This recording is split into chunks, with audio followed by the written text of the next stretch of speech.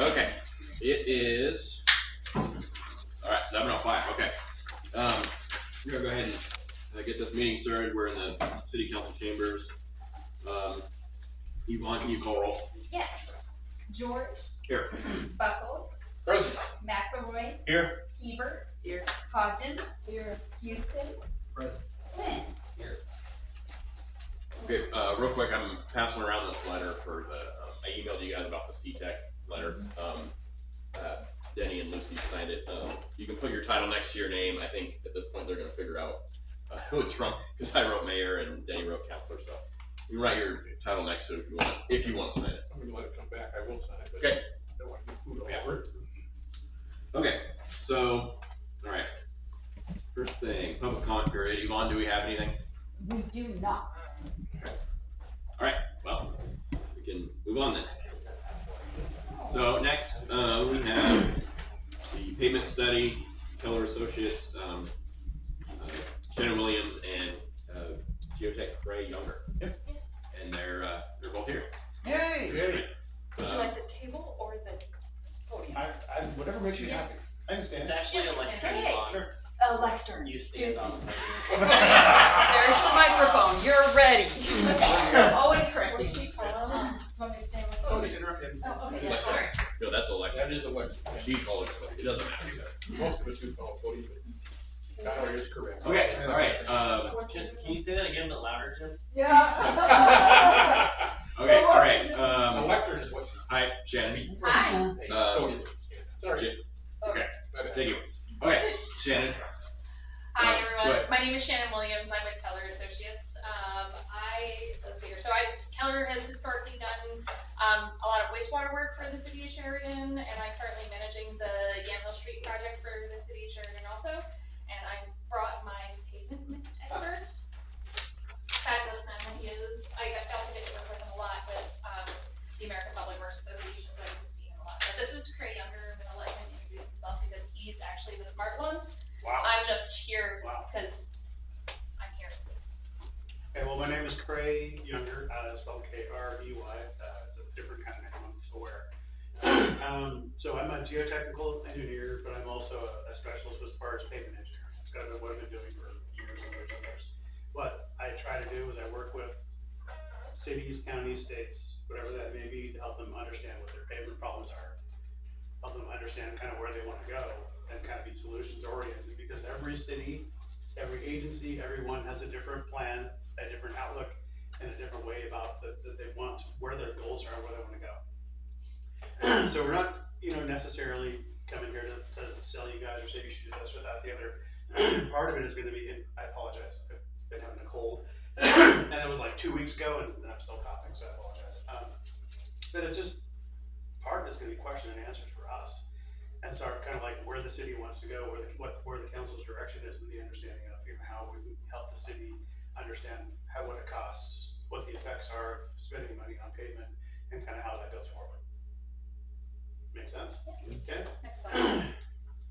So part of it is we understand the city is interested in and is likely going to contract for firms to come in and figure out what the pavement condition index of the city road system is. So real quick, for those that don't know, pavement condition index is a visual only survey of pavement condition to get an idea for what streets are good, what streets are fair, what streets are bad, and put all of this into a database that has costs associated with it, so you can understand how you do the worst pavement that may be alligator cracked, or ones that just maybe have like raveling, which is like surface loosening of rocks, and help to understand what the effect of various preventative maintenances are on cost, long-term effects, and then the benefits for the city network in general. And part of that is, understanding what that is, but the larger part of that is understanding and having a goal-oriented approach. So a city like Sheridan, do you want to just keep trying to get from the general fund? Do you want to try to maintain what your PCI is? Do you want to try to improve? Do you want to keep it where it's going? And a lot of that comes from political will. What are the people of Sheridan saying, and what are the people that Sheridan want? What does the city council want? Fair? We go forward. So, deterioration of the pavement, it's just something that happens over time. Part of it is environmental effects. We live in Oregon, in case anyone didn't notice, it rains fairly often. And rain is kind of an enemy of pavement. You get the rain in there, depending on how your pavement's constructed, and you have a lot of old pavements in a city like Sheridan. I've worked in a lot of small cities. And that rainwater gets in there, starts damaging the pavement. And especially in a smaller city, there's been a variety of different construction methodologies over the years. Some of them okay, some of them the pavement deteriorates faster. And so try to understand what that is. And as traffic needs change and as traffic travels through the city, that's gonna change as well. And you're gonna get, some areas are gonna get hit harder. You get close to a mill, or you get close to more of an industrial area, your pavement's gonna deteriorate faster. It's just, just the way it goes.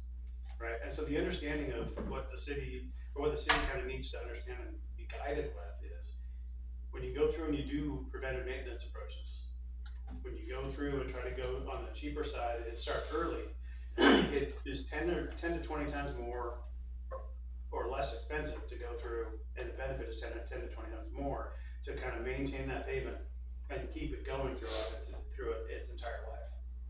I live in a small city also. I was actually just complaining to Shannon on our way in here about, we have a road. I've been living in this house for 20 years. When I first moved in, the road in towards my house, I could tell it wasn't constructed very well. Over the 20 years that I've lived there, it's nearly fallen apart. Had it been maintained well, it would cost a pittance in order to try to keep it going. But at this point, in order to repair it, we're talking, a significantly higher effort to get it maintained. And as most cities are, your pavement network, all of your roads, all of your pavement is probably the most expensive asset that the city owns. If you consider from a constructability, starting from over standpoint.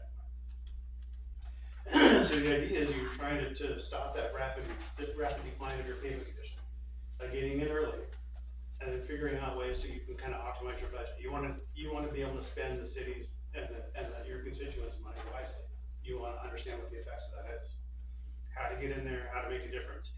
And I know the city has gone, and you guys are trying to go out there and get someone to come in and define what you have, right?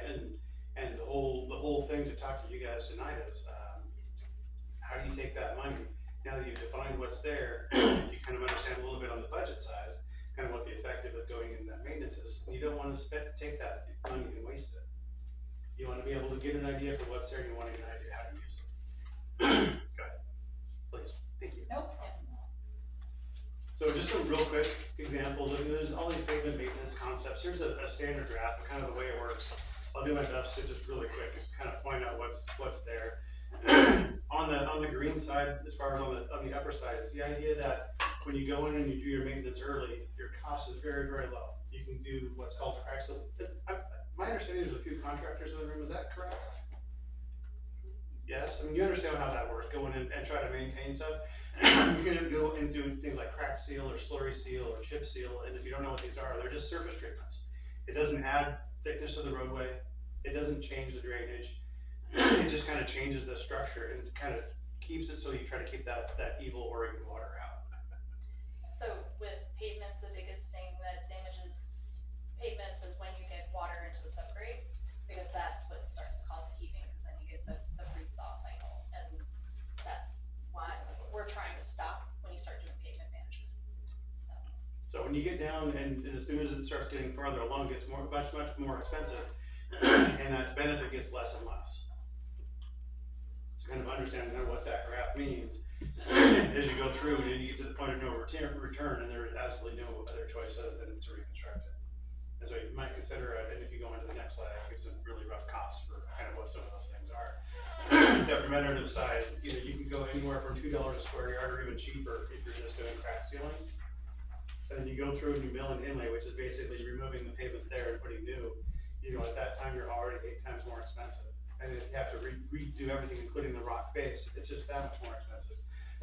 And if you have to do the entire thing and go all the way down and fix bad subgrade problems because all this water and problems that have got in there, it's just that much more expensive. So, and I wanna put little asterisks on these, those are just the cost of the pavement, of like reconstructing the pavement and preserving your pavement. It's not all of the other things that need to happen in order to preserve the pavement or have to happen because of other assets that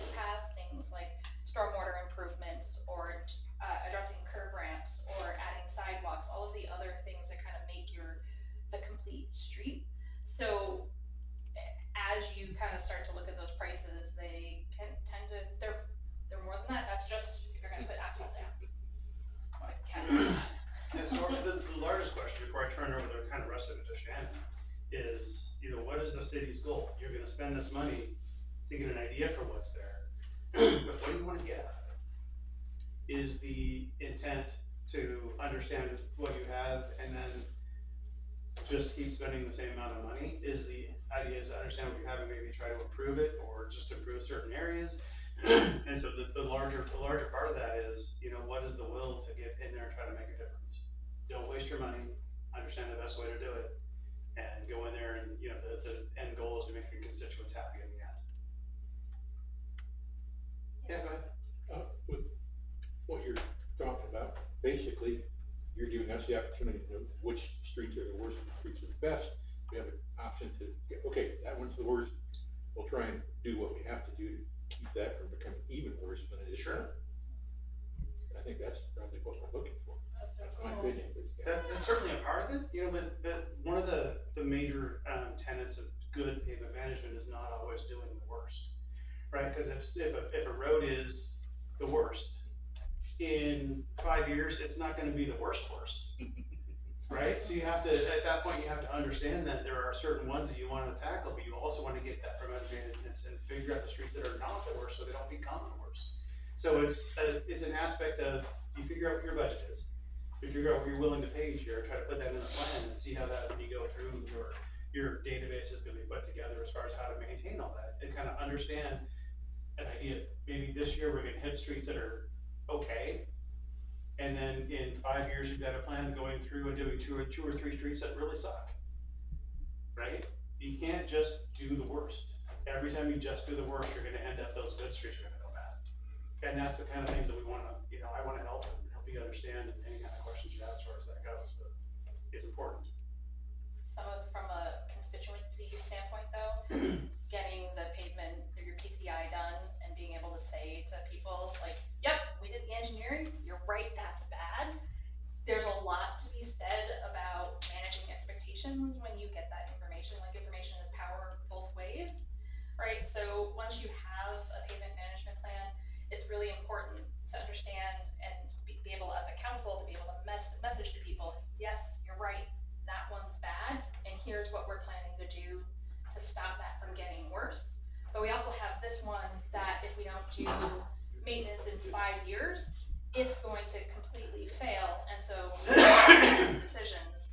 And so it becomes this, it sometimes feels like a hamster wheel where you're constantly like, okay, I gotta message this and message that, but again, information is power, and right now, as a city, as a council, as a public works department, you don't have information. You have people who say my pavement's failing, you have people who are driving over it who say there's potholes, and you have all of the indicators that you have a pavement issue, but maybe not the engineering or the documentation behind it to be able to say, yep, you're right, here's what we're doing to fix that. Yeah, please. So when you do this assessment, do you look at how the volume of traffic on a road too? Do you look at more factors than just what the cement looks like or the pavement looks like? That is a very good question. The study in and of itself, that I believe that you guys are likely gonna contract out, is only looking at pavement condition.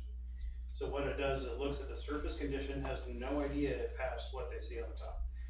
Right, so the entire road structure, you wouldn't have a clue what's there, and that includes the traffic. When you go into the analysis portion, the city has various roads that they've defined in certain levels, like a local residential street versus maybe something that's busier as a collector.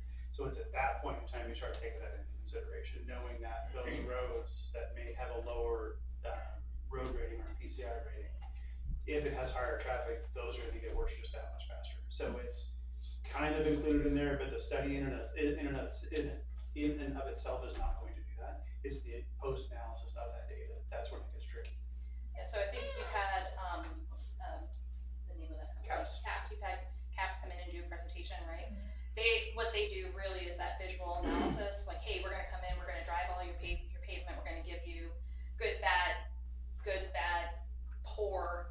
That one, you just need to like do it, right now type of thing. Like that's really what they're gonna give you, right? And so then that next step is what Craig was talking about. It's the saying like, okay, we're gonna take that information, overlay it with your road types, come up with a plan or recommendation for budgets, and then sit down and talk with you, coordinate that with your other master plans, so things like your wastewater, your water master plan, because there's ways to get some of your pavement costs paid by your water project because you're replacing a water line because it's set in the center of the road and you have to do all of that pavement, or sanitary sewer because it's, you gotta dig it all up because you're replacing the sanitary sewer. And so there's ways to be able to everything so that a transportation budget doesn't always have to pay for everything and vice versa.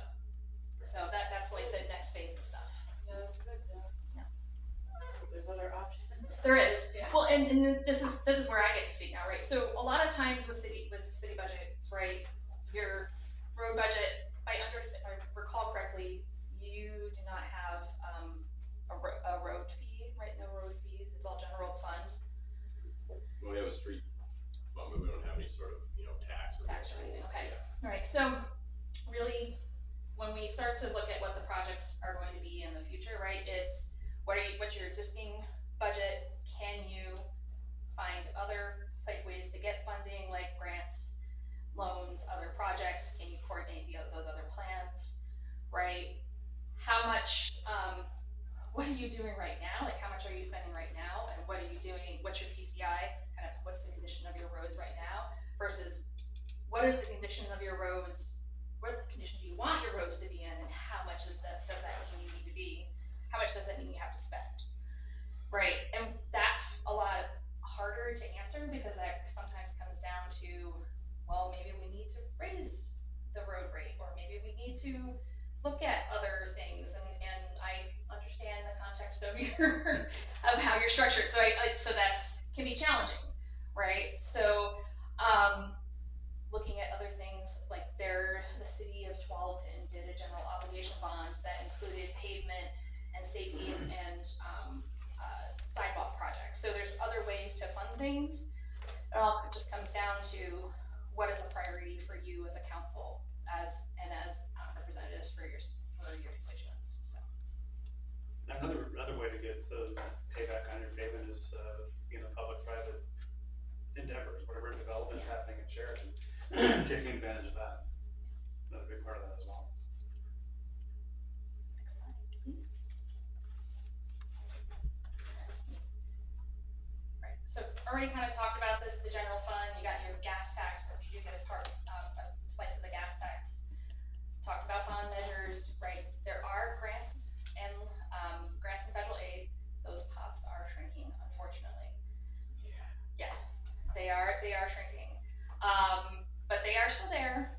You can still get competitive grants, both at the local level and at the federal level. They're there. It just takes a lot more effort. It takes a lot more positioning. It can take some political credit to be able to get them, but you can get them. And then special assessments, right? Those are the fees for your SDCs, your public-private partnerships, potentially looking at new rates if you needed to do that. I know that your TSP, you're just starting your TSP, right? Right, so your TSP, your pavement management plan can become a part of that TSP because that can help to form the basis of cost for projects too, because that should be part of how you develop your rate structures. And part of that pavement management plan, normally when you end up getting to that point, through your analysis, you normally put together a 5 to 8 year goal plan, depending on how you define your goals. You schedule your projects out at a time and you kind of know what's coming, and that kind of helps even that budgeting out as well. Yeah. Okay. So, we didn't prepare a scope or a fee for this, right? We kind of wanted to come in here and just talk with you about what is the process, what are the things, like what is our approach to how we do these things, what are the things that we see, right? Explain kind of what a pavement management program is, not that you haven't had it explained to you like probably 3 times at this point, right? But our perspective on it, and really just answer any questions you have. We're happy to provide a scope and a fee if that really is something that you want, but we do think your first step is probably caps. That's probably your least costly option, is to have them do that initial analysis and then hiring an engineer to do like that next phase of things. Because caps, what they are really good at, their space, their niche, is really doing that visual analysis and giving you the data and saying, da-da-da, we're done here, right? But not necessarily developing the plan for you and telling you how much it's gonna cost, so. Yeah. Any questions for us? I guess I don't wanna be insulting. Cass has been here, gives pretty much the same information. Again, I'm not trying to insult, what are we asking you to do, or what will you do for us? Sure. So one of the things that, like as an engineering firm, what we do, right, we will look at helping you to build that long-term program, right? What is it? What are your priorities? What are the streets that you want to do first? Making sure that it is coordinated across your other master plans, right? You have a bunch of other master plans, and I, as a city engineer, like as a contract city engineer, nothing is more frustrating than to pull up a project and say, hey, we're gonna do this water line project. And I'm like, I just overlaid that last year, right? Or have a private utility come in and say, hey, we wanna like upgrade this, you know, our natural gas line through here, and you've just done a pavement management. So one of the things that an engineering firm can do, you know, the things that we're good at doing is helping to identify that, helping to do that coordination between those plans, helping to find the funding, right? I do a lot of grant writing. I write a ton of grants. That's something that CAPS isn't going to do for you, right? Or if they do, that's not something I was aware that they did, but it's not something they have historically done. And then one of the other aspects that CAPS doesn't do is that they don't understand all of the other triggers that happen in the state of Oregon when you're doing a pavement management project, whether it's a grind and overlay or a complete rebuild. So there's other things that kind of get triggered, mainly the curb ramps and sidewalks, right? Addressing those missing and non-compliant things. That's something that unfortunately tends to get missed on a lot of our master plans. So that's something as a engineer and as a consultant city engineer, I'm constantly like, well, we need to do those because we've just triggered those because we're paving through this, and so now we need to do it. So that's really what we do differently. And another side to that, if I can also interject, By all means, please. one thing that I need to try to make clear is the pavement condition index is an entirely visual observation. And what it does, once you finally get together and understand the system and you start getting into it, is you can develop that plan. The plan's gonna say, you're gonna go out and do this and this road, and this other thing on this road, and like I said, that stepwise process over the years. Sometimes it's gonna recommend you go through and do a certain treatment on a road. And then it's, once you decide the treatment on that road is someone that has more of a how to do it aspect, which is what kind of solutions actually work. It's gonna spit out and say you should do this, right? Would be an example would be remove 2 inches of asphalt and put 2 inches back, right? This is Sheridan, right? There's some roads out there, and I'm sure that Kai can definitely speak up. Some of them are only 2 inches. Some of the pavement out there are 2 or 3 inches, and if that's the plan, you're gonna screw things up even worse. So trying to get not only what that plan is, but how to make that plan a reality. And that's the part that you're not getting from there. But not to say what they're recommending to do is bad, right? Because in my understanding is that's what Sheridan wants to do, and it's a good idea to get an idea for what's there to move forward. But that larger aspect of it is, does this recommendation, now that it's in place, actually make sense? How do you make it work on this particular road? And just because it says take 2 inches of asphalt off and put 2 inches back, doesn't mean it's gonna work. You don't wanna waste money. You don't wanna go in and tear it up, and again, can't say it enough, we do live in Oregon, there are a lot of soft soils and other problems out there that can cause just a big quagmire if you go and do that at the wrong place at the wrong time. And the surface exploration, the surface analysis is not gonna show you that. So then that type of further analysis to determine that, would that be something that you would do we have that This can be part of it, sure. basic visual analysis and working with public works and all of that. I try to look at it as a, like a global aspect, to look at everything as the PCI survey, but a project aspect is a completely different thing. Trying to actually design and put a project in place is completely different from saying, I wanna do this in this year and this year and this year, actually understanding the problem of an individual road once you get into it. You'd be kind of helping develop basically a strategy for all of our roads, that you're looking at what CAPS gave you Yes. as a piece of that, but then it goes a step further that you would do it. And part of that is fixing the rest. Yes. And a lot of what I do for small cities is risk-based analysis and understanding of, do I wanna only spend this amount of money, with the understanding that I'm taking this and then helping define what that risk may or may not be. Certain roads you can look at with enough experience, you can say, I can likely get that 2-inch granite inlay to work. But there's a, 15% chance that we're gonna get some subgrade problems and blowouts that are gonna happen, that are gonna cause more money. And that's the thing you guys don't wanna do. You don't like, I'm sure you guys put out plenty of contracts over the years. The last thing you like is when the contractor comes back and says, oh, I didn't expect this. Right, that's not what your documentation said. Surprises suck. I'm sorry, nobody wants that. Except when they're gifts. Okay, that's fair. Okay, does anybody have any other questions? All right, Lucy. So, I'm just gonna put this out there, and I don't mean to offend anybody when I do this, but it seems like you charge obviously for this assessment and stuff of our streets. So I'm thinking in my mind, who knows our streets better than Kai, because he's worked here for so long. It just seems like a lot of the stuff they're gonna do, you already have this natural head knowledge in regards to, for example, and I know it has to do with the master plans, but, for example, I can't imagine wanting to fix Yam Hill Street real well until you get your water lines done. I think with the treatment that you did, I can't remember what that's called now. Yes, I think that really works well. I travel that street all the time, all the way down, and it's so much better than it was, because they're just gonna have to tear it up anyway. Nothing irritates me more than when I see a new subdivision go in, and then they tear that sucker up, put a freaking gas line in, and they just screwed up a street. So Yeah. I do not agree with that at all. But back to Kai, he knows, and I know that you're gonna talk to him, but this has to do with the budgeting of the money, is not only that, but in Sheridan, there's some streets that aren't as good as others, but Kai knows, well, those streets really aren't used that often. They're not in that good a shape, but they're not used that often either, because we're not big enough to constitute that usage, because it's not a collector street or anything like that.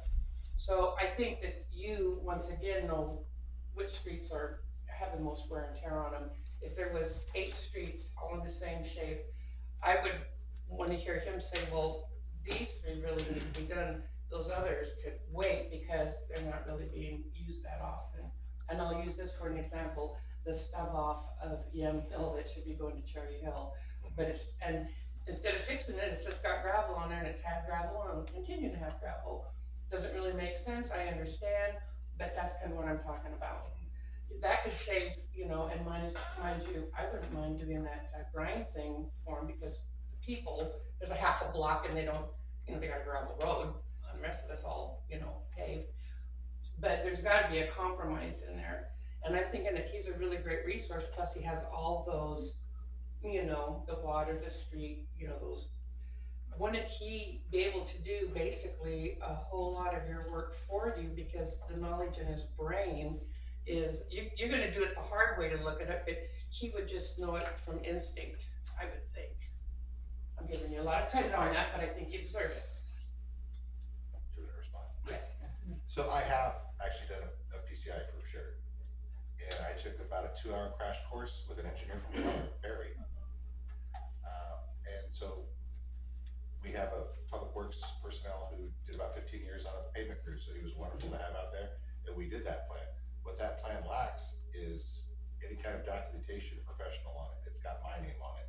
It doesn't have central geotechnical on it. So when I come to council with that report, it doesn't pull the weight that his report's going to. It's not a planning document.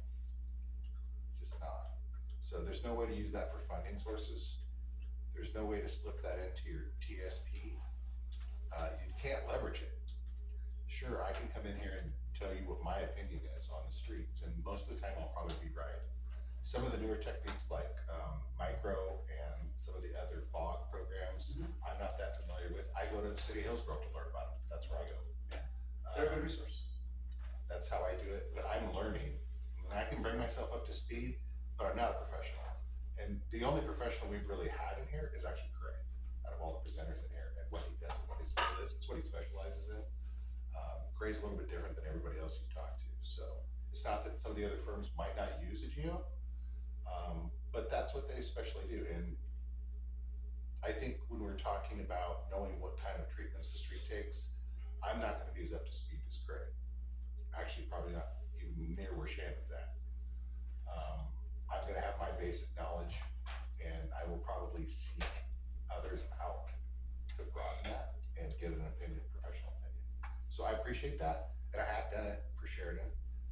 And we based on, that's when we started doing all of our crack sealing programs and all of that, and setting aside actually maintenance money for streets. But streets is really competitive. It's gas tax, and it's a tax. And I really think the council needs to be behind the decisions made on that, because you're the ones that answer the public for it. So, and I think there's also, it's a collective group, right? It's Shannon, it's Craig, it's the council, it's myself, it's our utility guys. It's even planning is a big part of it. So that's a big group. So I wouldn't put it on any one person. Those are big decisions, and there's never gonna be enough money to go around. No, but I didn't mean for you to just be solely, but you could help. Yeah. I'm thinking about, because you were saying there's grants, but they're far and few between. But then you did squeak out the fact that you do apply for grants, and my ear went, oh, wait a minute, there's that grant thing. Although there's some streets in Sheridan that probably, for example, Van Ostrom, okay, we won't even, I know that street. But, you know, some could probably, but there's quite a few homes on there. But, you know, are there some things that we could do to cut the expense so that you could save the priority of the money to fix the streets that are most traveled? Because then you got Viola with the proposed subdivision. Well, they could hopefully put in their share to do their thing. All of those are, all that's 100% accurate. The other thing that this plan gives you is a defendable position. Yeah, especially with developers. Yeah, it really does give you a document that you can refer back to. And that's why we have all of these master plans and TSPs and all of that, because at the end of the day, we're accountable for the money we spend. So we try and go through a big planning process on what the most cost-effective and efficient way is to do our job. And this is a tool for that. And I don't disagree that I could do that again, but we didn't get very far with it last time. It just doesn't lack, it does lack something that I don't know what that is. Kai, what do we currently have as far as any sort of plan to fix streets? It's basically directed by council at the moment. We haven't used that plan that I put together 10 years ago in probably 5 or 6 years. I did find it when I got back, but it's just been sitting idly. So right now, all we do is our maintenance. We do potholes a couple times a year. We do our crack seal, and try and maintain our main roads, and we do our gravel, and that's about it. And I think that's a great question, because right now we're saving up for Yamhill Street. That's what we're saving up for. Was it 10, 12 million? So it's there. And then I know from attending council that Sheridan Road is the next project, and that is a walnut I cannot crack. So that is something I am going to need all the help I can get to pull that project off, just from a funding perspective, and getting the message out to, and that planning document will also help you get the message out to the public, because they want to know why their road's not getting paved, why we're paving Sheridan Road. So that planning document will help us explain to them why. And also, what I like is that it sounds like the approach is to also plan it out, because we can drive around town and we can tell you what ones are bad, but we aren't going to have the money to fix all of them. And the idea of being able to have the plan, as long as we can stick to it, of 5, 8, 10 years out, to try and get everything up to where they should be. Whereas right now it sounds like we're fixing things as they they happen. And, you know, there could be a street that looks fine right now, but as you've said, it's at like that critical state of it's about to go really bad. And we could, you know, make things on that road a lot better for a lot less money. And I like that idea in the plan aspect. One of my main motivations for this is it's one step to getting a street tax, whether that's on the water bill or whether that's at a gas station. This is an important step for that. You know what we got for gas tax this year, or last year? $77,000. That's not even a project. I mean, that might be a fund. It funds our pothole, you know, we do 15,000 4 times a year. And then we do our crack seal. That's all that money goes into that. It doesn't even roll into a paving project. We fund those by water and sewer when we do improvements. Well, for example, what do you charge for your assessment of gathering knowledge that I know he has a lot of? And I'm not talking about the important heavy traffic areas. I'm talking about those little areas that might need work, but they're not used very much. Versus using them to do the big stuff, because obviously, I don't know, I take it's done in phases. And so like whoever does the analogy of like which analysis of which roads need to be done, maybe you wouldn't need to look at some of them because they're really not being used very much versus the more important streets that are being used, because I don't know if your rate is a flat rate, if it's like most people, you know, like, geez, if he were to just give me some information, it could save you like, you know, 15 hours of work. I'm not sure why that wouldn't be something that you could use, unless it's a flat fee and no matter what you charge, it's gonna be the same whether he helps you or not, which to me would be kind of crazy, but you know, that's what I'm asking. Sure, I mean, for us, it's, first understanding what you guys have, right? It sounds like you've already got a plan for what is there. And then once you define that, then you can ask yourselves those key questions is, what do you want? What is the goal of city council? What's the goal of the city for the pavement network in Sheridan? Is it to, you know, try to spend as little as possible? Is it to try to maintain what's there? Is it to improve? And that's when you can start forming those answers. And then once you get through that process to understand what it is that you really want and need, and then that's where, at that point in time, that's when you start defending, or deciding or determining what a cost or something may be for that. And a lot of that is, it could be that the answer is the city council is completely fine with putting it all on Kai. I think that probably that may not be what he's looking for, right? It could be that's the idea, and that's what it comes down to. Well, And if that's the case, then there's nothing for us. But it's just entirely for the city to decide what do you want. Well, I understand prevention, you know, the doing maintenance before, I'm not, that has nothing to do with this. Sure. This has to do with, just certain areas that you don't know this town as well as a lot of us do. Absolutely not. Which streets are more impacted, even though they're in the same condition, other than others. You know, one might have been that way for 40 years, and the other one might have been just built 20, but it just travels so much more, it's just got a lot more repercussions from it.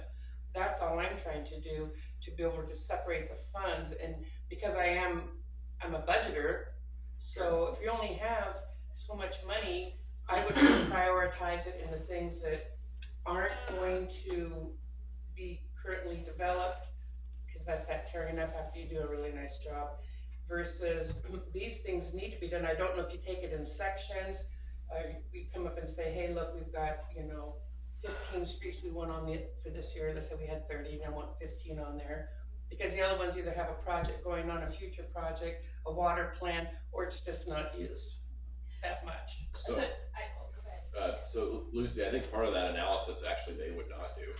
That would be that pavement, you know, analysis company, and then from there, with input from Kai, and we can even get that report, and Kai can just look over it and say, okay, these ones we don't travel on, whatever, and that can be passed on to the firm, and that could probably save us some funds. But I think until that first step of the analysis is done, I don't know that we can worry too much about their fee, because they won't start until we get that first piece done. But I understand wanting to, you know, save money and utilize the resources we currently have, but I don't think they would come into the picture until what was the company's name? I forget. Caps. Caps, until they do their analysis, or Civil does their analysis, or even Yeah. if we really want to, Public Works does their analysis. I mean, Yeah, they would come in the next step. So wouldn't it be wiser for, I'm sorry, Kai, I'm gonna just. Yeah. Go, is, let's say Kai's got a list of places that he already knows gonna fit that criteria. If I have her do a bunch of work, and then Kai hands her and says, well, these should all be taken off. And I just hand it and say, go ahead and do your thing with the exception of these streets, because we've already got those in a situation that they're committed to for other purposes.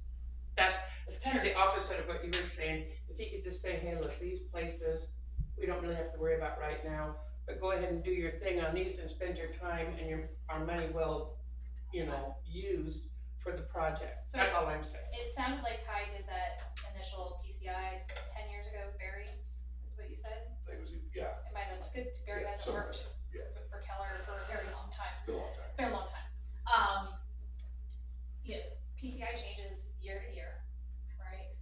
And if you're only throwing $77,000 at pavement management over the last 10 years, that's not a lot of money. So pavement that you maybe hadn't been maintaining has continued to deteriorate. It would be advisable to at least do the initial assessment of all of your streets, so you get that complete picture of what is going on, right? And then once you have that complete picture of like what is that condition, that's when you make that risk-based decision of saying we're okay with this one going for 5 more years, but this one, this street, it's got 40 homes on it, and it's going to have another 40 because there's development coming. So we know we need to address this one now, right? Or this street is an alleyway and it's got 10 homes on it and it really should be paved because it's got 10 homes on it. How do we do that? So it's not that Kai didn't do a good job, and not that he doesn't have a lot of history and knowledge of the city, and same thing with all your public works staff. Having that complete picture is information that you can use to be able to figure out and prioritize your areas. And it gives Kai the information to be able to say, oh gosh, I didn't realize that street was in such poor condition. It's gonna fall apart, even though it's got 10 homes on it. We need to address it because it's going to fall apart, right? So it's just prioritizing once you have the complete picture. It's worth the money to do that. Okay, Liz? I can't remember, did we give CAPS the go-ahead to do that visual analysis? No, they did present and gave us an estimate. It's been a few months, so Yeah. chances are that So estimate the will be civil higher was- now. The civil was most. And civil, yep, civil was bid too. So So we we have have to- some, We have to choose between those two. That would be the first step for the visual analysis. You have those two options and you have these two presenters. Yeah, so we could, But I thought They they could. came in after that. They could do either or. yeah, it sounds Oh, like you- they, We're trying not to rock the boat. You already have some progress. Well, we've had presentations. yeah. Same as what you're doing, so you're in a position of doing all of it? We can and totally the do all of visual it, or you can have, Analysis? Yeah. Did you bring us some, I didn't, lighting, I didn't, and the main reason why is because you have had a presentation from CAPS. yeah, CAPS is going to be your least costly options of that first phase. They just are.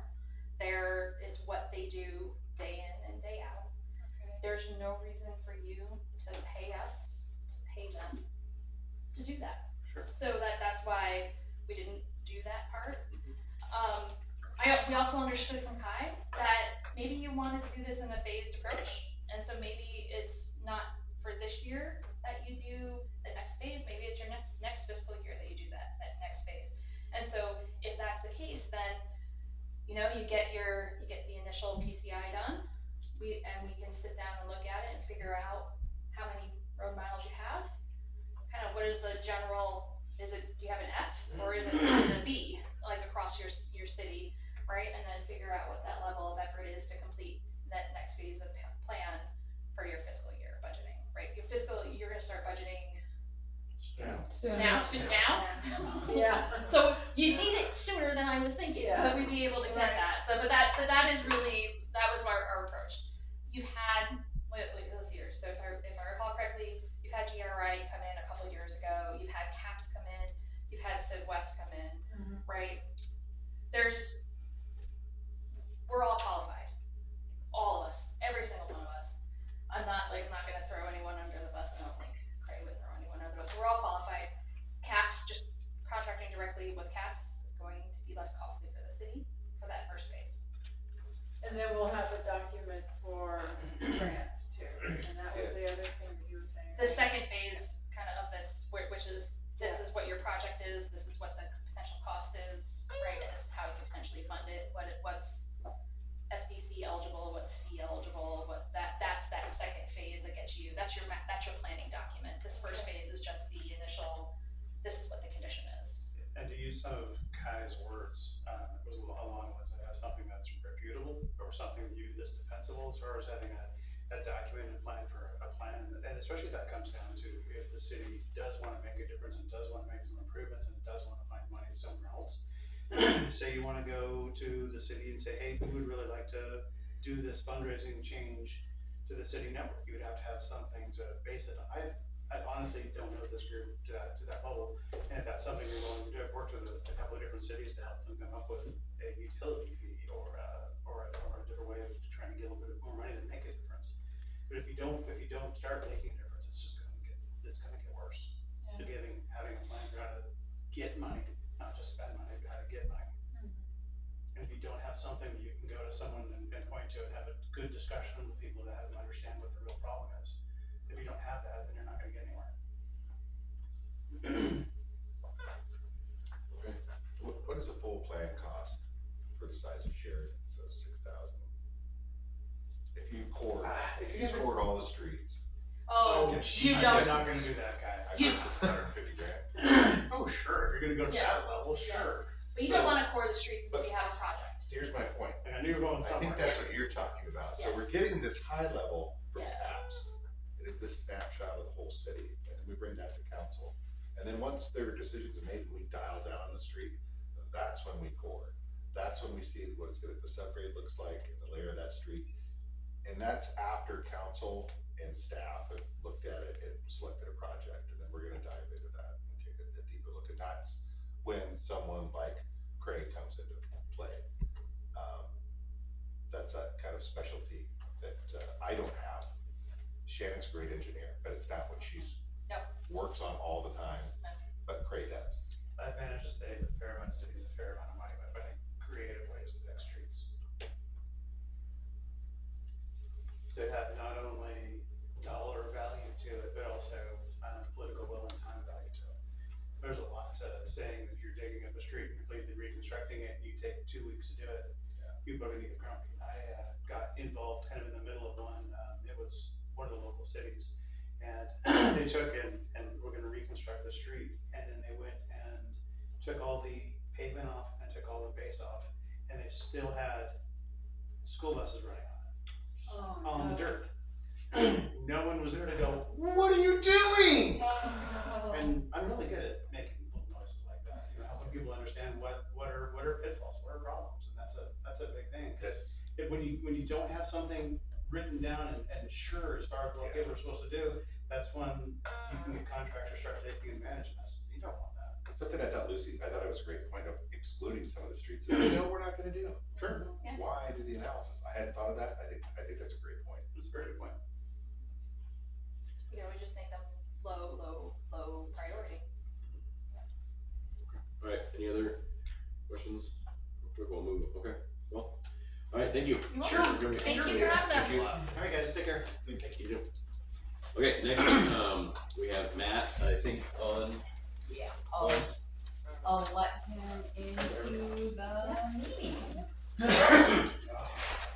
Thank you. Thank you. Thank you. Hello. Hey, Matt. Hello, everyone. Hi. Can't see Okay. you. Not gonna. Okay, that's totally fine.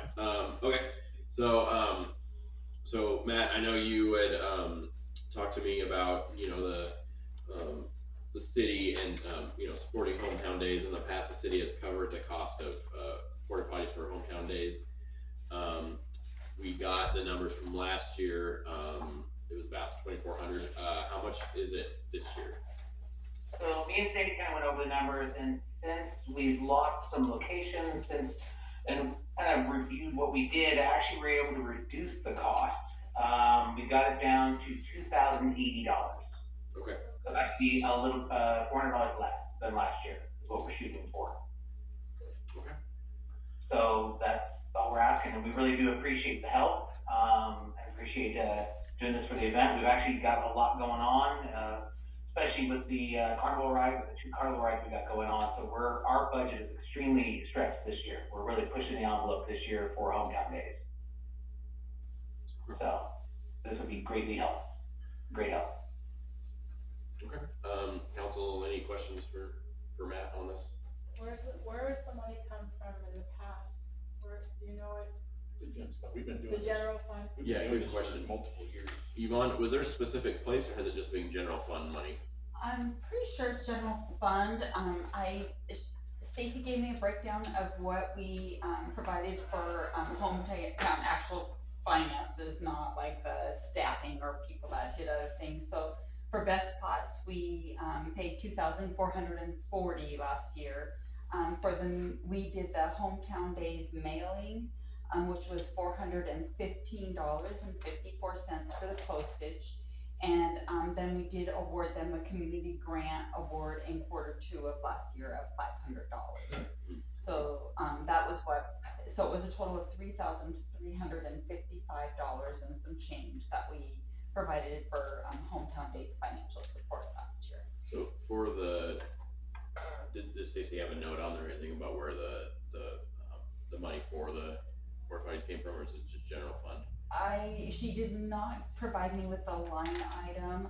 I am thinking that probably is general fund. I don't think there's any way to put that in any of the other. Yeah, it's probably miscellaneous expenditure. Okay. Or community, something or other, there's a line for that too. Yeah, could be.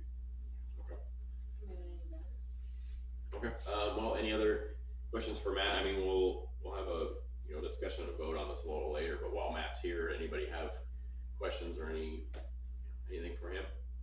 Will the carnival be here for 2 days? No, we will not. It'll only be there for Friday itself, and we're talking just 2 rides, 2 carnival rides, not a full carnival, Oh, I just 2 see. rides. We're working our way up. That's what we're doing. Well, that's good. Yes, Yeah. they'll be small, but it's what we can do right now. But at least it's something. Okay. All right, Ian. Matt, would you describe our support in the past as kind of adequate, or would you say that we could provide more? In all honesty, I love that you asked this question. I think I know the answer. Yeah. Well, because honestly, I don't think most people understand that most cities don't support these kind of events at all. Honestly, Sheridan is doing more than most cities do in all respects. You come to Carlton Days, and you come to a lot of things, most cities do not support these kind of endeavors. So what I feel you guys are doing is above and beyond. I mean, every bit of help that the city can offer is huge. So no, from my standpoint, you guys are doing great. I've had a great rapport, great workability with the city. From what I understand, and maybe I'm wrong, but everybody I've talked to says most cities do not participate in functions like these. These are all nonprofits. These are all things that are funded by the event masters themselves, and they're all nonprofit based on that, and cities do not get involved. So from my standpoint, you guys are awesome, and I appreciate all the help you can do, that you do. Thank you. Matt? Yeah. Lucy Yes. here. So I just wanna let you know that, I appreciate everything you do. My only question is what the general fund account is, because we've been kind of spending money, losing money, and you just can't be promising something that you may not have. And you don't wanna get your, shorts in a bunch. That's the only thing I was looking for tonight. I don't think I'm probably gonna get that answer tonight. I But mean, I where definitely, our account is? no, not you. It has to do with the city, honey. Oh, okay, I know our. Okay, I so owe you property. that's the only thing I have a question on. And that was a question that I asked, so they can probably get it tonight, but maybe we'll find out later in the meeting. But good job, Matt. Any other questions for Matt? Ian? I'd just like to say thank you for all your hard work, Matt. Well, thank you guys for having me, really appreciate it. He's the wizard of home health days, is that what you guys started calling him? No. Alright, well, thank you, Matt. Yep. Okay. Alright, next up, we have a work session, topic discussion, planning and land use application fees. This was something Lucy had asked for. I think it's been a while. Sorry it took so long to get to, but it's on here now. So I think it might be a good idea, Kai. Do you have numbers off the top of your head? I think if I'm not mistaken, for planning, you get 30 minutes of free planning time, and then after that, it's a fee by the hour, and I believe the hourly rate is $95 an hour. Does that sound I accurate? don't have the schedule in front of me, I'm Okay. sorry. I thought it was $120. Is that for Liam? Yeah. And And it should be dollar for dollar, so. so basically, whatever we are paying Liam to be here is what he charges people for the planning time. And I understand that thought process, because if someone's like, I want to, build I can ADU. I can Go ahead. answer your Oh, question. yeah, go ahead. So for Liam, for anybody who's in that planning position, and when the COG bills us literally for every move that somebody makes on any land use application, whether it's a half an hour phone call with somebody, a half an hour sit down, prepping, mailing, sending out notices, preparing notices, all of that, they bill us. So if they bill us $150 for the time that they spent, we charge that to the customer for a direct pass through. So we pass those charges on to the developer. So say we didn't charge the developer, is the COG charging us Oh yes. plus what we're already paying to have a planner here? It's somehow all captured within, like they send their lump sum bill, and then it's provided the breakdown background of what that is. So yeah, there's the upfront, this is what we pay the COG monthly, and then that's the support, so we can pass those costs on to the developer. Just curious on if we're getting billed twice, but okay. It feels like it, but no. Okay, so I mean, I don't know if the consultation, the free consultation, if that changed to an hour. I know at one point I asked if that could be changed to an hour. I'm not sure if that was ever started or not, but the depending on what you're doing, 30 minutes is not short. enough. Yeah. If I had to look at it all, if you left it up to me, somebody who's worked with those customers for almost 24 years now, I would say a half an hour is not enough, because you might come in, Denny, and I'm gonna, I want to do a lot line adjustment with my neighbor, and you might just come in, and it could take a half an hour to get that application and get just some preliminary information, and then when you come back with that filled out, it's probably gonna take you another half. Okay, this is what I got. Can I go through it with you and make sure we've got everything here? And so I would tend to agree that probably an hour is probably more like what somebody might need to get something preliminary. Although you don't want developers taking advantage either, that they're just using that incrementally to try to get by paying fees. So you want to be careful, but I think on a single project, an hour is probably more fair. Well, and that's another question, if we want to look at, and I don't know if we actually can, but if it's like a residential, if the time limit is different than like a commercial or industrial. We couldn't do that. We couldn't do that, okay, cause I was gonna say, if it's different than having, you know, a lot line or an ADU as opposed to like A subdivision. putting a subdivision or like a large store, you know, planning is obviously different. Well, my question is owner occupied versus an investor like Viola Street. And here Cale's got a house up there on Chapman Street, and he wanted to build a house, but he had a couple questions.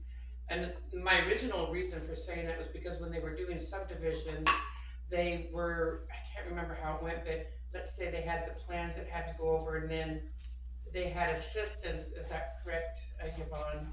Some of the big builders have assistants or whatever, and they would come in, and the city would counsel all those people, and then the city would pay for it all. And I understand they're out to make money anyway, because they're gonna get the next job, where you're gonna be living here. Whole different scenario versus a guy making a buck versus a guy just wanting a home for his family. I don't like that to just be a blanket thing, because I consider you owner occupied. I consider Viola Street an investment subdivision. And he's got a family, he's got an income. The investor is doing it for a living, he's making money off of everything. And I don't like the idea of charging the same fees to somebody who's gonna live here versus somebody who's just coming in to kind of drop a wad to make a bigger wad. But- That's where those system development fees came up too, because, Yeah.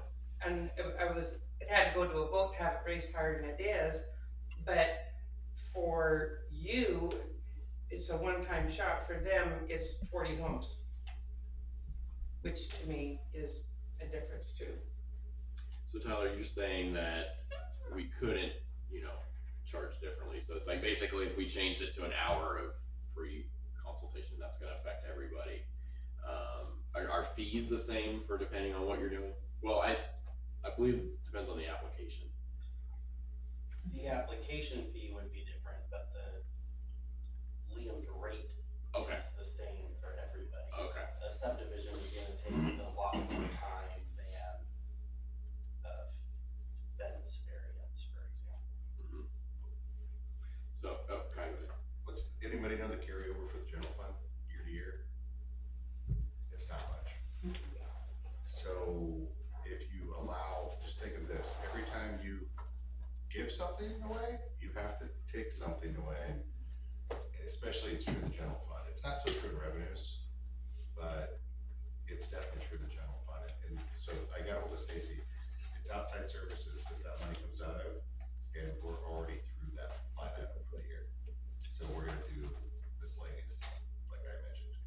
But there's a lot of fees the city's got going right now that probably weren't anticipated when we did the budget. There's plenty of money to be moved. But anyway, to my point,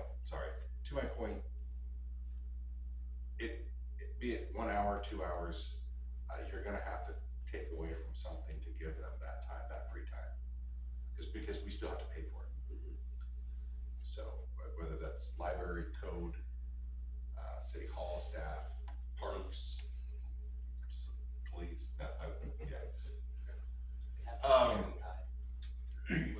We have to scare them. Yeah, so that's just, I'm just throwing it out there, just so you realize that. Well, when Liam's here for the day, do you guys pay him for 8 hours? Portal. He's paid for what he bills to the city.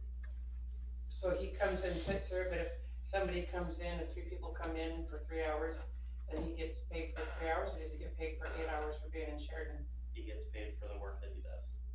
He doesn't just come here and sit and do nothing.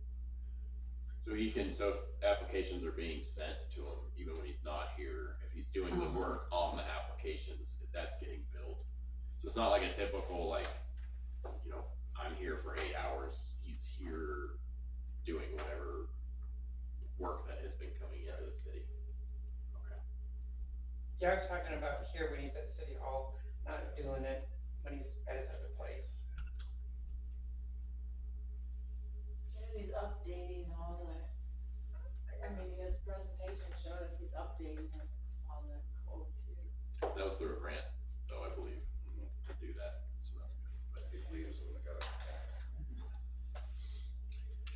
So that was what what I wanted to, does anybody have any thoughts about changing the, allowable time before you can't think, cause the planning is still gonna be getting paid.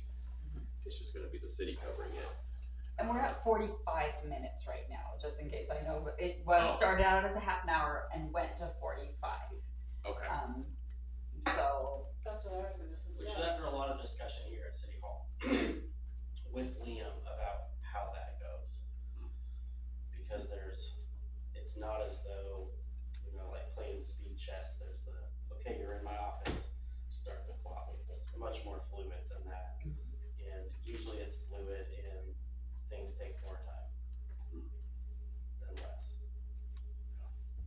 So really staying 45 minutes, everybody plug your ears on Zoom, is really how we cap it at an hour. It's by calling it 45 minutes, because there's always gonna be. Oh, like extra work.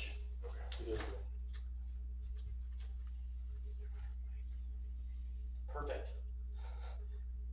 No, that's good, they can't hear me now.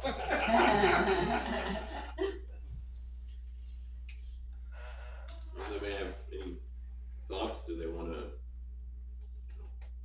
changes, keep it the same? I don't know. It sounds like we can't change, our fees based on who's applying, although depending on what you're doing, the fee will be different, but. Yeah. Go ahead. I'm gonna say there's the planning fee, we just established that 45 minutes. The application fee is all different. Yeah. Tyler said, if you're doing a whole subdivision, that's a huge application fee. It's me coming in to build whatever, that's my application. Are we paying, are we talking about, is that part of the 45 minutes, it's part of planning and land use? Or is it just planning? I think, I think so what happens is you fill out the application and then, I don't know if Liam counts part of that 45 minutes as his time reviewing it, you know what I mean? Like, I think when he starts reviewing the plans, that's being charged, so that's his time. I think if you wanna come in and consult with him prior to turning in the application, that 45 minutes is what you get. Once you turn it in, the time he spends on it, I think you get billed for. Okay. That sounds fine to me. I mean, I went through the process. I managed to survive, I didn't go broke. So you're saying there's two different charges, one is when you fill out the application, he has to look at it when you're not around, and the other one is when you just go in and talk to him and say, hey, I'd like to add on another half a garage on my house. Yeah, so it sounds like the consulting is like, hey, I'd like to add that, second story on the garage. After 45 minutes. Pre-app. Yeah, it's like, okay, so it's called a pre-app, I guess. So that you get 45 minutes of questions, I guess, and then he has to start billing you for time. And then when you turn in your application, hopefully it's more complete, because if you turn in an incomplete application, he still charges you for the time. And you have to turn it in again, and then you get charged again. So, so hopefully that consultation time gives a better building application, so it's more complete. Is my understanding, because you can ask him questions prior to you filling it out and turning it in. Because there was a situation that someone told me about, like, they were wanting to buy this lot that was for sale, and they came in and talked to Liam, so Liam already knows about this lot, but then they said, forget it, I don't want it. So then somebody else came in and asked him, and he goes, this has already been done, so it's $190. I don't know what he charges an hour, but whatever it is. And I'm thinking, well, it's the same piece of property, but it's a different person wanting to use it. I never did come in and talk to him about that, because That is not how we do things. So that's what the customer was told. to you. And I'm not sure if we can even change that. It sounds like a cog thing anyway, but maybe we can, I don't know, but. That's not how we do it. I promise that did not happen. Okay, However much my promise is worth. well, that's why I just said, okay. Okay, well, what's it, 45 minutes right now, for, consultation time. That's, free for the person, not free in general, but free to the person. Let's see, we'll pick up for the person. So anybody have any thoughts on the whole thing, not just the consultation time? should show up with your application completed and all your questions ready, take advantage of it. That's my thought. We're not using the rule of being acknowledged. We should get back to that. Yeah, sorry. I think it's not funny, but I think the application fee is fine. I would hope you'd have your ducks pretty well in a row when you came in, so that 45 minutes or hour would at least get you going to where you can do your application fee. And then if you have to pay more, you have to pay more. That's cost of doing business. So I think it's pretty fair right now. Okay. Alright. Any other thoughts? Okay, we can move on. Okay. So first, we've got discussion and vote, hometown days. We just heard from Matt. The wizard of hometown. Right. Yeah. Does anybody have any concerns about that or more questions? Sounds like Kai, sounds like you checked with Stacy. That was coming out of miscellaneous. Yeah, it's like my miscellaneous. Okay. It sounds like it was 2,080. That's what he said. Okay. All right, Ian. Make a motion that we support, this, I'm not actually sure which is this? Hometown. Yeah. I make a motion that we support hometown days in the amount requested. Second. Okay, first and second. Okay, any discussion on that? Yeah.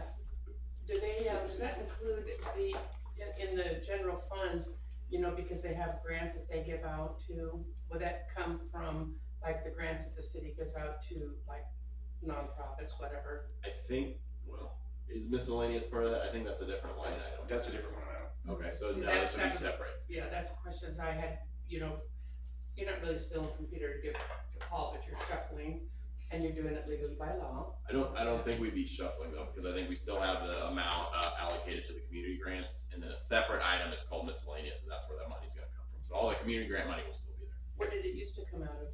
Cause you said it was already had a line through it. Just the porta potties used to come out of outside services, which is pretty normal for all the departments. But we're low in outside services this year, so we have a couple of line items that overlap. Miscellaneous being one of them, it obviously overlaps in several line items. And so we'll be using miscellaneous this year. The grants come out of community development.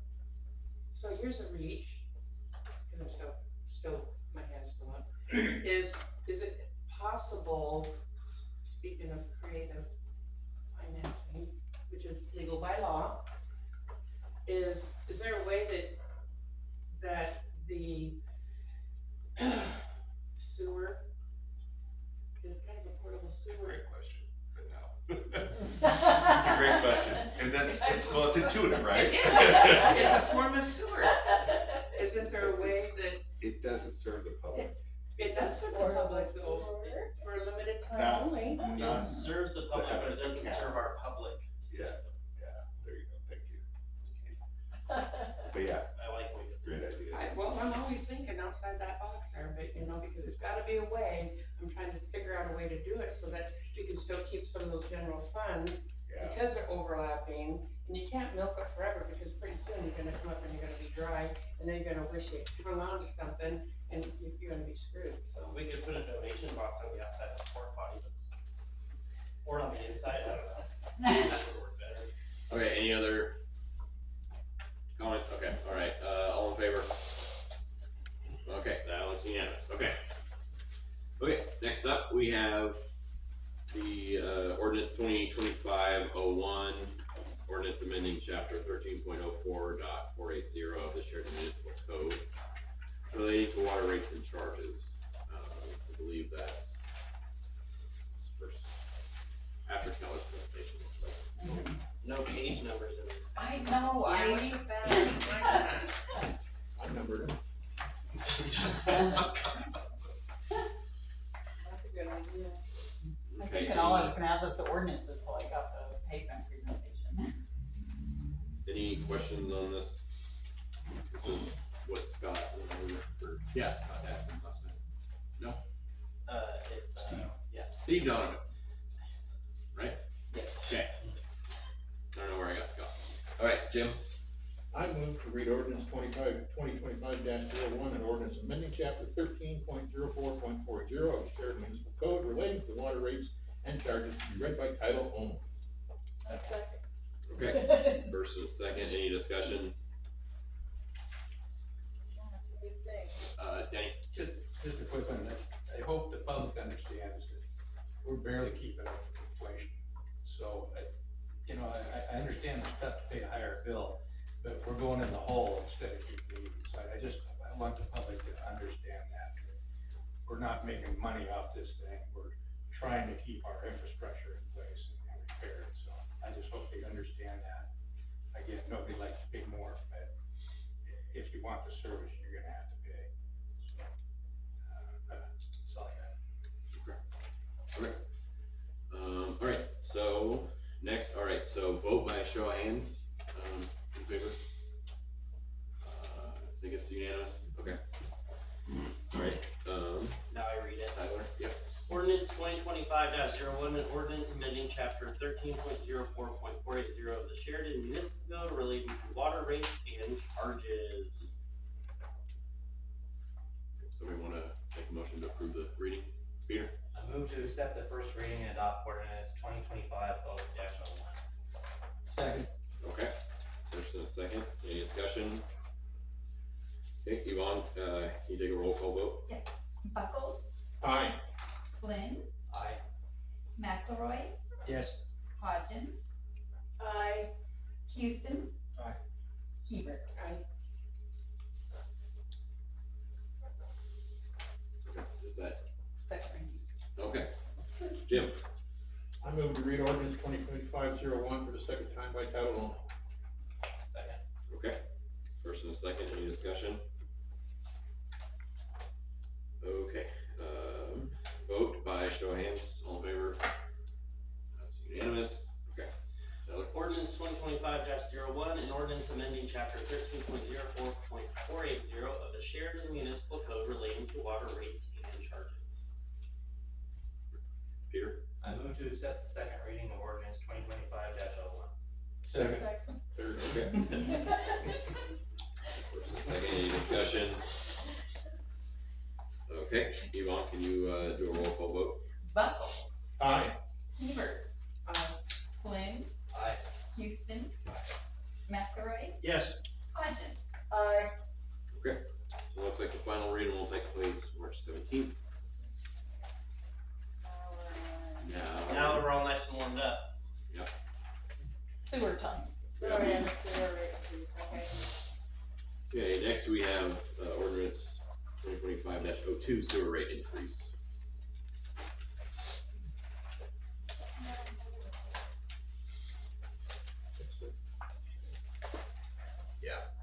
Keep going a little bit more. Jim, go ahead. I move to read ordinance 2025-02, an ordinance amending chapter 13.12.260 of the Sheridan Municipal Code relating to sewer user charges to be read by title only. Second. Okay. First and a second, any discussion on this? Jim? To what Denny was talking about for the public, I didn't speak up during the water one, but I could have broken that one down to you. When you get all done and, add this up per year, if somebody's looking at, if you're tired of paying taxes, we're talking $22.80 per year change. That's it. That's it. So I don't think this is outrageous. Like you said, nobody wants to. And like I said, I could have broken, I did break it down for the water as well, but yeah, it's good to let everybody know that we're not here making money. We're just trying to keep the system running. And the cost isn't outrageous, it just seems like when you pay the bill. Ian? I'll just tack onto that and say, I pay taxes more than anyone else in probably this room. So, and I'll say this, we're just raising with inflation. So in many ways, the public should know, we're not actually even raising our taxes at all. We're just staying with inflation, that money is worth less, and we're trying to pay our bills to keep water in your homes and sewer going away. That's all. We're striving to keep the sewer not in your home. So, Isn't it, sorry. Sorry, go ahead, Liz. Isn't it only like $5 per month extra with both of them? I think that's what I. Well, water can vary depending on your usage, but water usage. sewer's yeah. a flat fee. Okay, But yeah, it's minimal, when I added it up, it was like.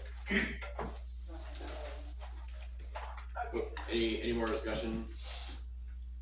Okay, alright, we can vote now by show of hands, all in favor, and it's unanimous, okay? Ordinance 2025-02, an ordinance amending chapter 13.12.260 of the Sheridan Municipal Code relating to sewer user charges. Peter? Move to accept the first reading and adopt ordinance 2025-02. Second it. Okay, first and the second, okay, any discussion? Okay, alright, Yvonne, can you take a roll call vote? Yes. McElroy, Yes. Hodges. Yes. Flynn. Aye. Houston. Aye. Buckles. Aye. Hebert.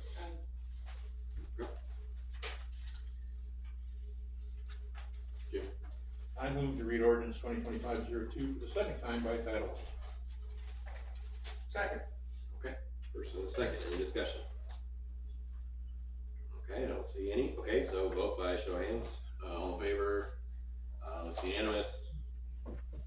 Okay, Ordinance 2025-02, an ordinance amending chapter 13.12.260 of the Sheridan Municipal Code relating to sewer user charges. Peter? Move to accept the second reading of ordinance 2025-02.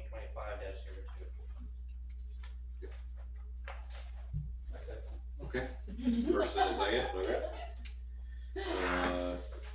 Yvonne, can you take a roll call vote? Absolutely. Hodges. Aye. McElroy. Yes. Flynn. Aye. Houston. Aye. Hebert. Aye. Buckles. Aye. Okay. And the final reading will take place, next meeting, March 17th. So, next we have second public comment period. Yvonne, have you had anything? I have not received anything. Okay, alright. Moving on then, mayor and council discussion. Do we have anything they wanna share? Danny? See that we have quite a mess going on with the Plaza and the bridge now. So for some reason, we're not controlling that again. We have it under control, but it's quite a mess now. Like people staying under the bus. Yes, and garbage and the other things that go with that. And it's, I understand that there was a fire built under there that was causing plastic and stuff burning. And smoke was going into the restaurant, and This was just recently. this was last week, I believe. Tuesday-ish, the fire department will respond. So, again, I don't know how that got out of control. Either our sheriffs aren't patrolling that again, or Right, what? staff was unaware that that was an issue going on, but I think I already have an idea. Okay, thank you. Thank you. Alright, Ian? Just some amount of clarification on that, I spent, I don't know, half an hour speaking to Frank, who is currently residing under the bridge. The property that's directly under the bridge, I believe, if I'm correct, is actually owned by the county. And we cannot do certain things there, so we must petition the county to do things, for them to do certain stuff on that particular property. So that's just something that, moving forward, we need to be aware that I wasn't aware of that. So anyway, that was news to me. Oh, and Frank was, I'm sorry, I'm going to Provoking Hope with Frank on Wednesday to see if I can help get him housing. Oh, right. Good. So, I know, I had heard that he was trying to get in Right. to the, I don't think it's called the Navigation Center, but to Whitecap. I'm not sure what happened there, but hopefully you can. Yes. Find Yeah, I'm going down to Provoking Hope with him on Wednesday. Great. Liz, go ahead. So, doesn't he go down on the select market side? IG, is that IG? IGA, Is it yeah. the same thing? Okay. Yeah, well, Yes. it used to be. Yes. Anyway, that's a park, that's a city park, right? How can it be county? It's the under the bridge. Like Oh, directly directly under under the the bridge bridge. is county. Oh, I see. But I believe the county sheriffs can do That's what I was- something on there, but we not as For law enforcement purposes, yes. Okay. It's properly signed. Okay, alright, anything else? Other concerns, Jim? Is there a new status for the railing on West Main? We can update on that. Yeah, we awarded a bid, Okay, great, so, outstanding. yeah, we got 3 bids in and we took a bid. So it was a local fabricator. Oh, great. And will that be paid for by the person who caused the issue eventually? Through restitution, I don't know yet. I have a couple more. What's the status on the cleanup of the houses across the street? Started today, Yeah, it looks good. finally. Okay. Yeah, I saw some. Third question is, I realize it's stuck Santa Claus, but is it gonna stay up all year on the bridge? Is that out of our hand? I don't know. My wife. Now that Yeah. it's March, it's gonna be a leprechaun. Yeah, let's put a green Well, that's the thing, name on I it. can touch base. It's still in the. Aaron's been really busy. Okay, He no, was I out was just here asking, for a because I while, know so- they promised that they would handle that, so I just wanted to know about that. And finally, this one might be a little trickier. Way back when we approved the Tyler Technical software, we were told at that time that we get a app on our phone. We can pull that app up and I can watch the water run at my house. Yeah. Where is it? I can answer that. That was what they were in that 3-hour training for last week. So they were in training to be able to get that next piece rolled out, so Oh, good. Real let me close. tell you. It's been a long Closer time. than we have been so far. No, I just wondered about that. We gotta get our employees trained on their portal piece before, and I'm talking full employees, not just the city hall staff who has to get that information passed on. Kai and I are about up to way past the height of Kai. Okay, that's the only question I have. Anything else? Ian, you wanna, okay. Okay, I said you go. Either way, I don't care. Update on what's going on with our sidewalks, thing, cause I went out and took a peek at it and it looks worse, honestly. Wow. We should probably visit it. Okay. Yeah, we should probably visit it. Okay. Is Lucy? that the one in front of the Hyder building? So then, I asked last month about the porta potty trailer. And could somebody give me an update on that, please? We know who owns it, and we're gonna reach out to them and see what they would like to do with it. What options there are, what they're gonna propose. So the city doesn't own that then? It's owned by Encompass Yamhill Valley, I believe. Yeah, encompassing Yamhill Valley. Yep, there it is. And so if Encompass owns it, but we have it, is there a reason why we have it? If they are letting us, is it to use? That I don't know, Lucy, I'm sorry. I can find, we're gonna contact them and reach out and see what the plan is for that. We do have room to store it, I will say that. It's not in the way, but it is outside, so that's not ideal storage conditions. Where is it stored at? It's stored at the wastewater facility. Oh, down there in Sheridan.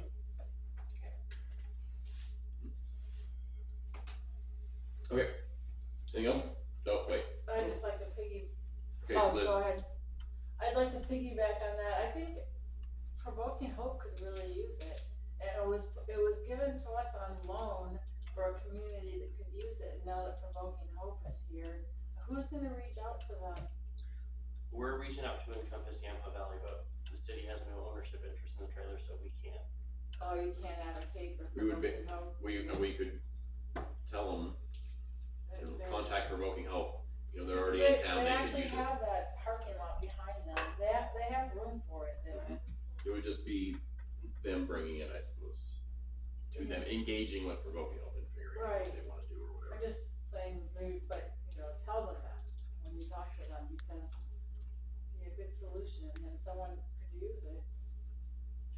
And on top of, sorry Ian, just a minute, but I do know that at one time Provoking Hope did want to use those. So I'm just, it reminds me of those park benches that were locked up for a while. You know, let's use them, or let them use them so they can provide a service to some of the folks around here. Because I actually had Provoking Hope one time. I'm sorry to use them. Okay, all right, Ian. Honestly, don't call residents. If you think of it, you can Wasn't that always, important, I guess. you can always contact me or something. Maybe I'll provoke it out of you. What's the status on the dump at the end of Sheridan Road? It's open during business hours, was abused today, Again, and we're gonna reach out to the public to ask for some help in policing it. So we have found some addresses and turned them over to the sheriff's department. And that's kind of where we're at. So I mentioned it a few meetings ago, can we put fines on it? I said I didn't say 20, I said like $500 fine for doing that kind of bad behavior, because I think if you spank them with the fine, then they might think about it twice if they're thinking about dumping. And I'm not really sure how they're abusing it. I take it they're dumping something other than what you want in there.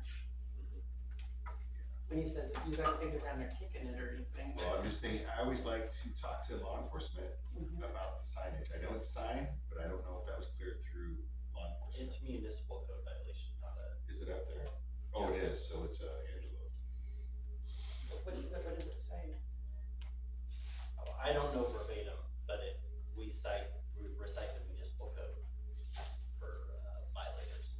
So it does say you're gonna get fined if you get caught doing something. Yes, it's unlawful. Okay. That's what I needed to hear.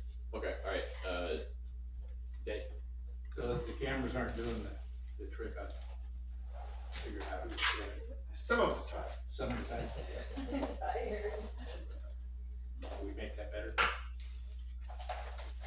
I think generally the problem is we get the license plate information, but it is not either currently registered or it's not their vehicle, and we don't have facial recognition technology. So I think our equipment is working as intended, it's just the information that we can access is imperfect. Okay, Ian, did you still have something? Oh, no. She asked it. No, cause you're thinking, You asked the question. oh, I just, Okay, So- Lucy? about what time of day are they doing this? I mean, if you're only open from what, is it 7 to 4 or something like that? What time of the day are they thinking they can get away with that? That was sometime in the afternoon. You know, they think you'd be a little bit nervous when the gates are open and you guys are down at the end of the road. Can't believe that they would try to go in there and frolic around. They were on Hill Street on a job, so there's nobody there for hours out of the day, unfortunately. Oh. Well, not that they would see it, but you know, you'd think that somebody going down there. Yeah, I agree. You're gonna have to go for a spin down there every afternoon or later. All right. Okay, So, Lucy, go ahead. speaking about SDC cameras, last year when I was talking, and I mentioned it at council about raising the SDC fee, but have to go to voters to do that. Mhm. So it was too late last year, and obviously too late for the spring one, but I was wondering how that would work for the fall. Do we do a fall on 25? They didn't do it last year because they didn't have enough time. We wanna make sure that we have as many of our master plans updated as we can, so that kind of that one shot going to the voters gets as many of our SDCs increased as we can, because that's what it's based on. How close are the water and the sewer ones that we just, Water's done, Water's done. sewer's not. oh, it's not done. The transportation's not either. Yeah, and if there's some others. And then there was also talk of instead of just going to the voters to raise FTC fees, is just going to the voters for the charter as well, but. Yeah. Okay, Jim? Yeah, we got our water master plan done, great. We still got sewers and air transportation, I was thinking streets, but that's a master plan. Yeah. How many more do we need to do before we're actually caught up? We're kind of never caught up because of the nature of the plans. We can get them current enough. Yeah. Yeah, that's really what I'm asking, it's like, you know, it took a long time and a